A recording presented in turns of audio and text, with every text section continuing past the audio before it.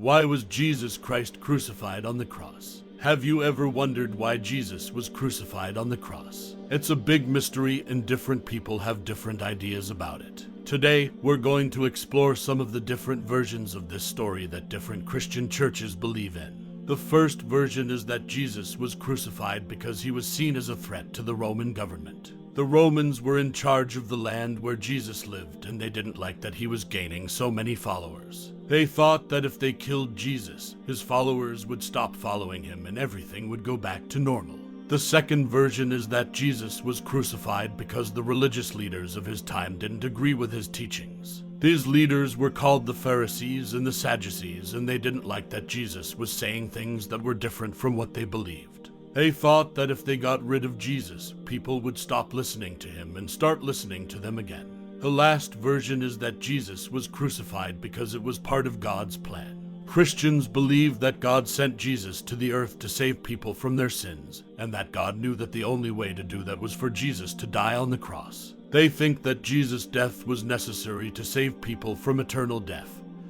and that it was a sacrifice for the sins of humanity. In conclusion, there are different versions of the story of why Jesus was crucified on the cross. Some people think it was because of the Romans, others think it was because of the religious leaders, and others think it was part of God's plan.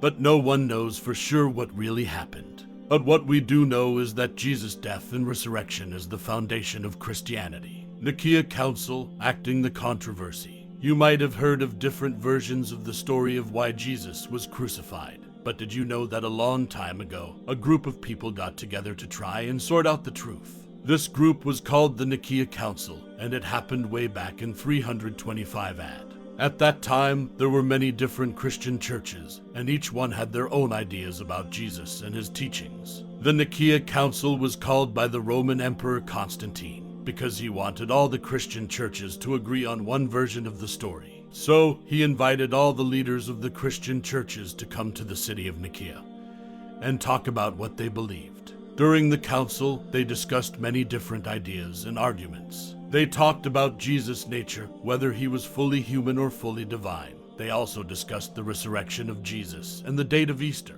The council issued a statement of belief called the Nicene Creed, which is still recited by many Christian churches today. This statement made it clear that Jesus is fully God and fully human, and it also set the date of Easter to be celebrated on the first Sunday after the first full moon following the vernal equinox. The Nicaea Council was very important because it helped to sort out the different versions of the story and made sure that all the Christian churches were on the same page. It also helped to establish some of the core beliefs of Christianity that are still important today. The Nicene Creed is still used in many Christian churches, and it serves as a reminder of the important things that the council decided. This council was a big step in making sure that all Christians had a shared understanding of who Jesus is and what his teachings were about. The Nicaea Council was a big meeting that happened a long time ago. It was called by the Roman Emperor Constantine to help sort out the different versions of the story of Jesus. The leaders of the Christian churches got together and talked about what they believed, and they made a statement of belief called the Nicene Creed, which is still used today. This council was important because it helped to make sure that all Christians had the same understanding of Jesus and his teachings. The other Christian perspective. Arius was a Christian priest and theologian who lived in the early 4th century AD. He opposed the decisions of the Nicaea Council and the belief in the divinity of Jesus that was established by the council.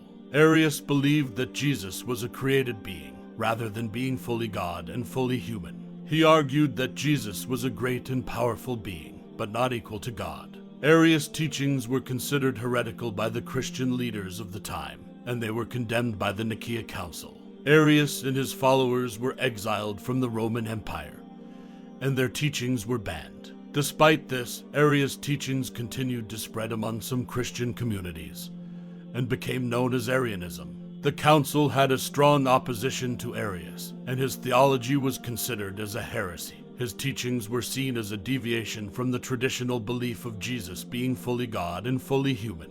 This opposition was rooted in the council's desire to reach a consensus among the different Christian communities and to establish a clear doctrine that would prevent further divisions in the Christian church. In summary, Arius was a Christian priest and theologian who opposed the decisions of the Nicaea Council, specifically the belief in the divinity of Jesus. He believed that Jesus was a created being, rather than fully God and fully human. His teachings were considered heretical by the council and were banned. The Islamic perspective. Islamic scholars have a different perspective on the Nicaea Council. They believe that the council was a political move by the Roman Emperor Constantine to unite the different Christian churches under one doctrine, but it was not in line with the original teachings of Jesus. From the Islamic perspective, the council's decisions, such as the belief in the divinity of Jesus, go against the teachings of the Quran and the Prophet Muhammad. The Quran states that Jesus was a prophet sent by God, but he was not divine. Muslims believe that Jesus was a mortal prophet, like all other prophets, and that he did not die on the cross. Islamic scholars also believe that the council's decisions were influenced by pagan beliefs and practices that were prevalent at the time and not in line with the monotheistic teachings of Jesus. They argue that the council's decisions were not based on historical facts, but rather on political and power considerations. In summary, Islamic scholars view the Nicaea Council as a political move by the Roman Empire to unite the different Christian churches under one doctrine. But it was not in line with the original teachings of Jesus and was influenced by the pagan beliefs of the time. They believe that the council's decisions went against the teachings of the Quran and the Prophet Muhammad, and that it distorted the true message of Jesus. Don't forget to subscribe, comment, and share these videos with your Christian friends.